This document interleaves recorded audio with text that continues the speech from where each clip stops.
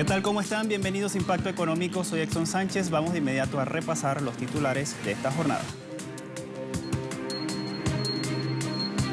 En Puerto Rico se registra un caso de corrupción en torno a la compra de test de pruebas para la COVID-19. En breve, detalles. En el transcurso de la crisis sanitaria actual, los países de la región están acudiendo a préstamos con el Fondo Monetario Internacional. Y en España, el Tesoro Público anunció que aumentará su emisión de la deuda. ¿En cuánto? En Economía 360 le contamos.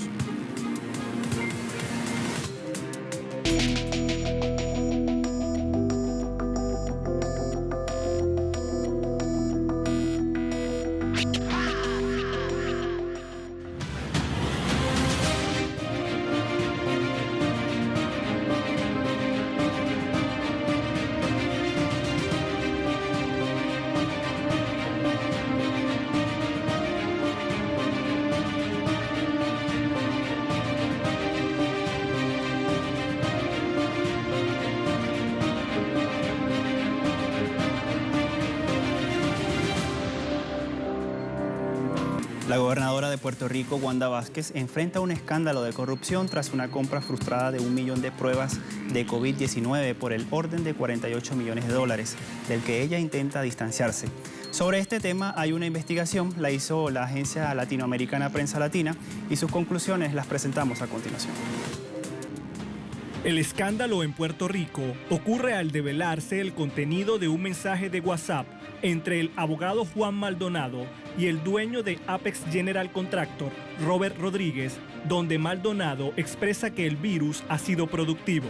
El festejo expresado por el abogado se da luego de recibir una transferencia por parte del gobierno de la isla por 19 millones de dólares a la cuenta de Apex General como mitad del pago del millón de pruebas por 48 millones de dólares. El contenido del texto fue conocido en una audiencia ejecutiva de la Comisión de Salud y tanto Maldonado como Rodríguez aplaudían el fraude, colocando en el mensaje que era demasiado dinero para un solo puertorriqueño.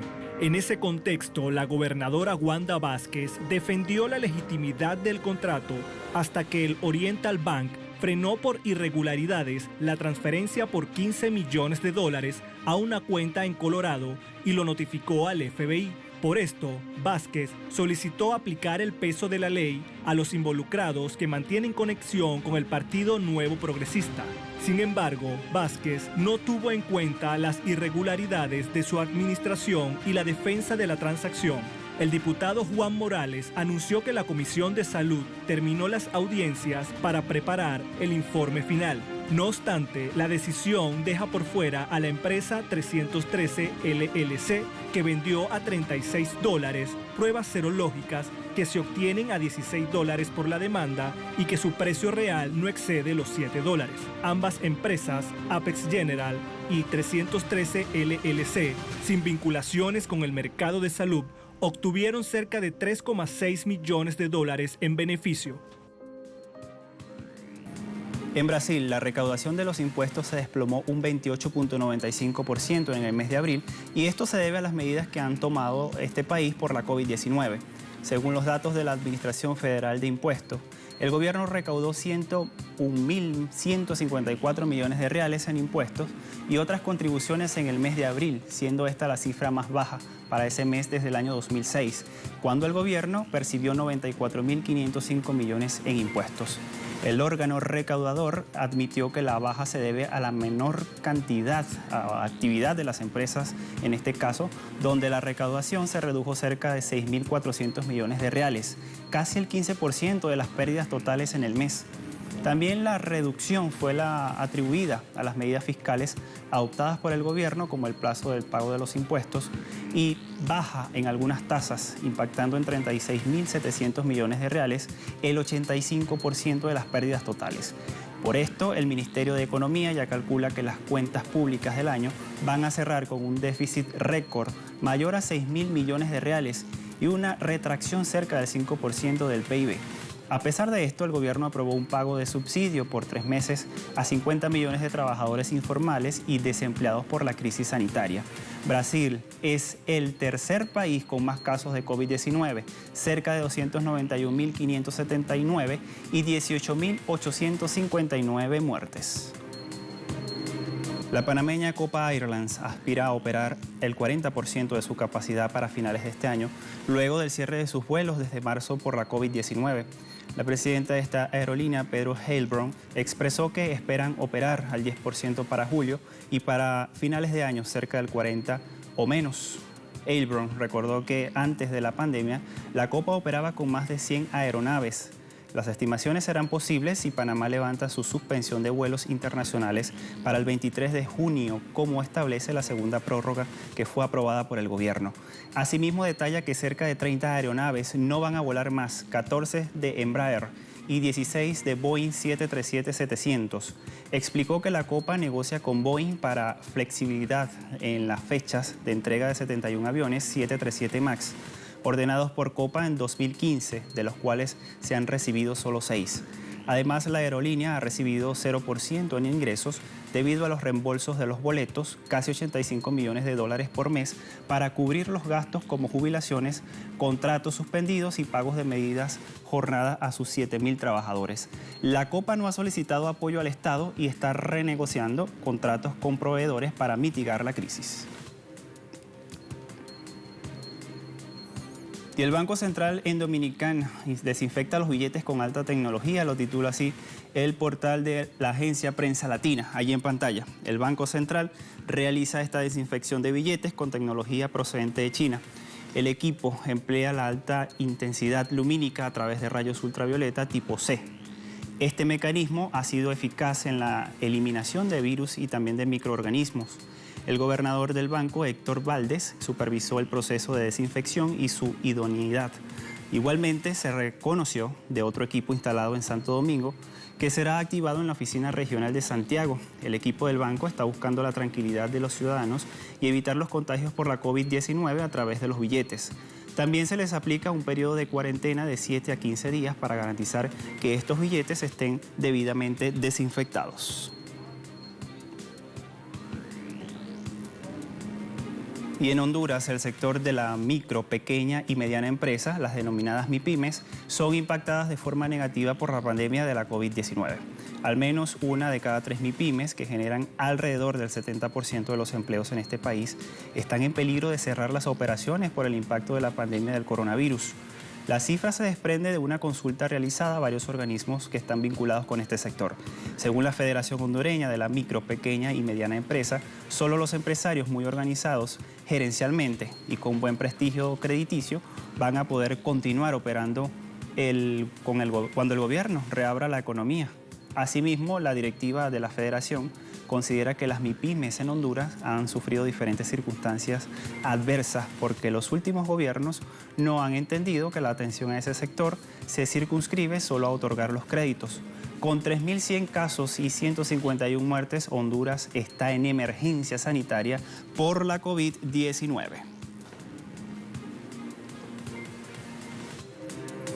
Tiempo de establecer una primera pausa. Al regreso vamos a sumar más información en materia económica. No se aparte, volvemos enseguida.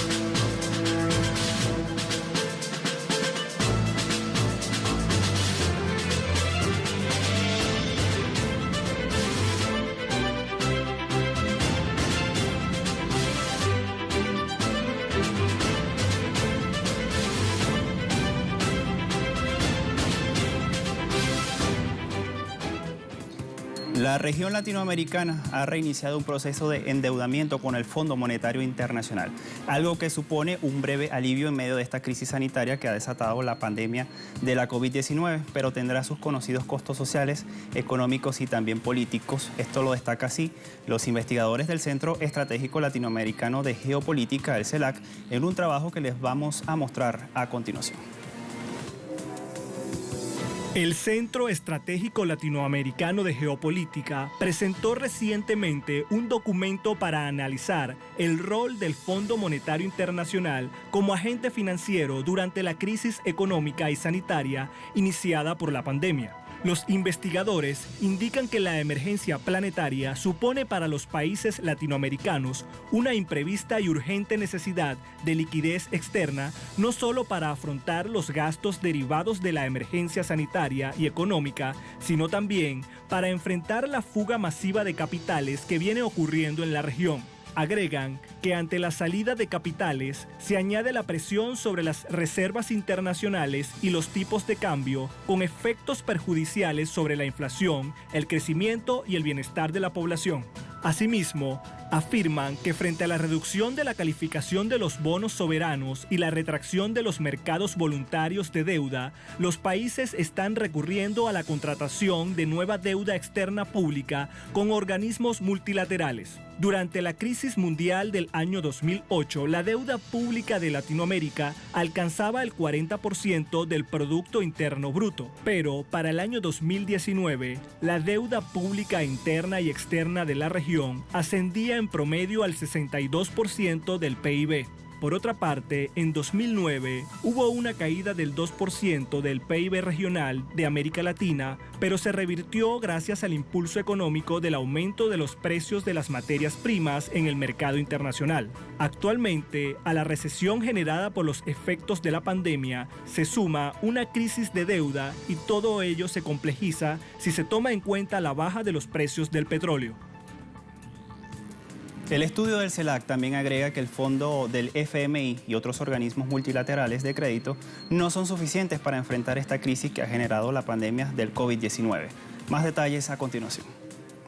El estudio del Centro Estratégico Latinoamericano de Geopolítica, basándose en datos de las Naciones Unidas, señala que para enfrentar la compleja crisis económica actual, producto de la pandemia de la COVID-19, se deberán habilitar recursos por valor del 10% del Producto Interno Bruto Mundial, es decir, que se deberían de disponer de 8,59 billones de dólares.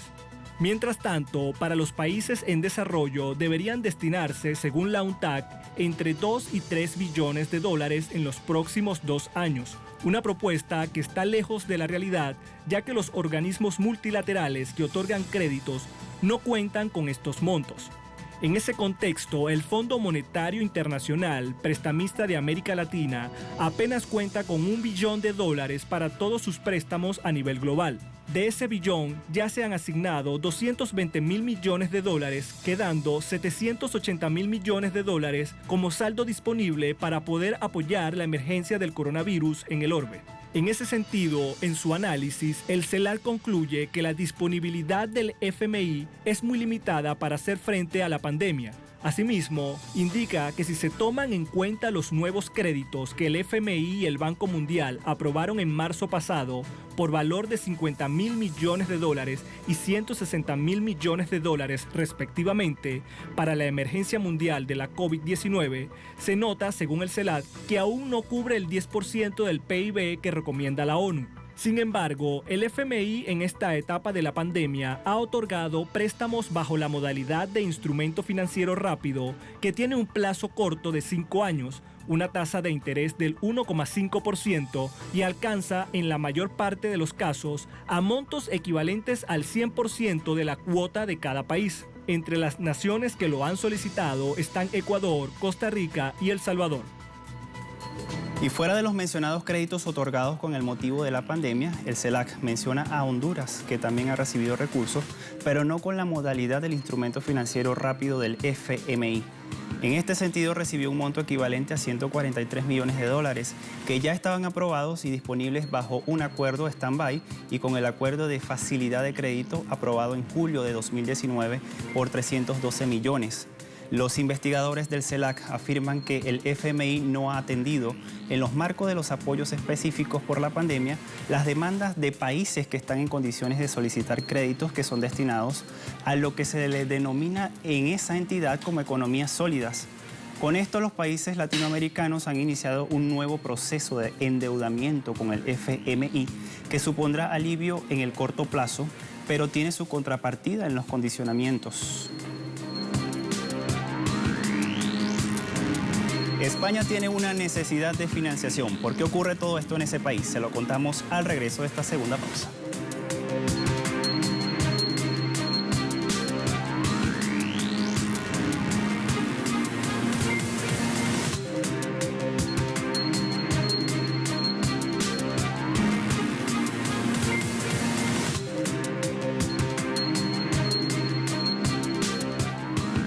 El Tesoro Público en España anunció que va a aumentar este año su emisión de deuda a unos 100.000 millones de euros.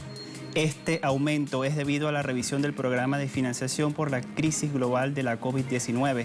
La necesidad de realizar esta financiación se elevó a casi 297.657 millones de euros, en contraste a los 196.504 millones estimados a inicio de año. Esto por los gastos que deberá realizar el Estado en medidas sanitarias, sociolaborales y socioeconómicas con reducción en ingresos fiscales.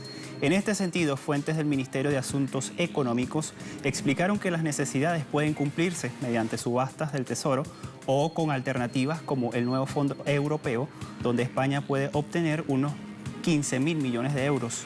También podría ayudar el Fondo de Reconstrucción para Europa, esto lo indicaron las fuentes, y va a depender de la repatriación de los préstamos a los países. Sin embargo, España ha acelerado sus emisiones y ha obtenido 143.491 millones de euros, el 48.6% del objetivo trazado para este año. Según el Banco de España, la deuda conjunta de todas las administraciones públicas concluyó en marzo con 1.224 billones de euros, un alza de 1.9% con respecto a febrero pasado.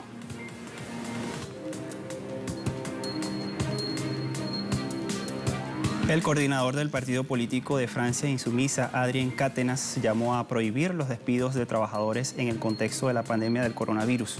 Quatennens hizo referencia al cierre de las fábricas del constructor de vehículos francés Renault, incluyendo la cadena de ensamblaje de la emblemática planta Flins.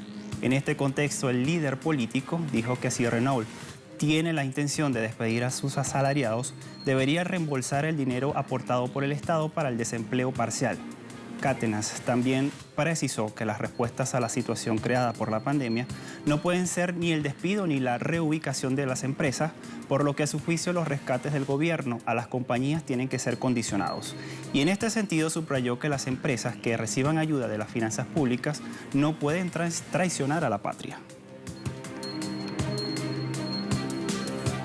Y seguimos hablando del desempleo, esto porque la tasa de paro en los Estados Unidos sigue aumentando debido al coronavirus. Datos aportados por el Departamento de Trabajo de este país revelan que 2.438.000 ciudadanos estadounidenses solicitaron el subsidio por desempleo la semana pasada, con lo que el número de trabajos perdidos a causa de la pandemia de la COVID-19 asciende aproximadamente a los 39 millones. Con las últimas solicitudes, la tasa de desempleo en los Estados Unidos fue de 17.2%, 1.7 puntos porcentuales más que en la semana anterior. El coronavirus también ha afectado el PIB de este país. En los primeros 3 meses de este año, la economía estadounidense se desplomó un 4.8%, siendo la caída más grande desde la recesión de este país en el 2008, según el Departamento de Comercio. Y en la India, los mercados y las tiendas de la capital registran el tercer día de su reapertura. Tales negocios pudieron reabrir porque el gobierno ha relajado las restricciones del bloqueo que se extienden hasta el 31 de mayo. Sin embargo, algunos propietarios de tiendas dijeron que el momento para la reapertura no es el ideal, pero ellos creen que también es imprescindible teniendo en cuenta la pérdida económica. Asimismo, algunos comerciantes del mercado de Cannes ubicado en Nueva Delhi, la capital, dijeron que están luchando para pagar alquileres, mientras que otros señalan que podrían retirar o cerrar algunas sucursales en la capital para mantener el equilibrio. Alrededor del 92% de todas las tiendas, excepto las esenciales, cerraron, según una encuesta reciente de la Asociación de Minoristas Móviles de la India, que predice que tomará al menos un año para que las empresas indias se puedan recuperar por completo.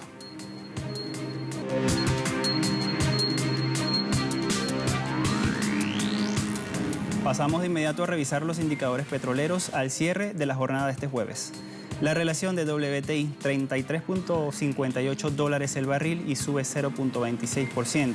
Sumamos Brent, 35.88 dólares el barril y sube 0.36%. Y la cesta venezolana, 104.75 yuanes y tiene un alza de 9.61 al cierre de la semana pasada.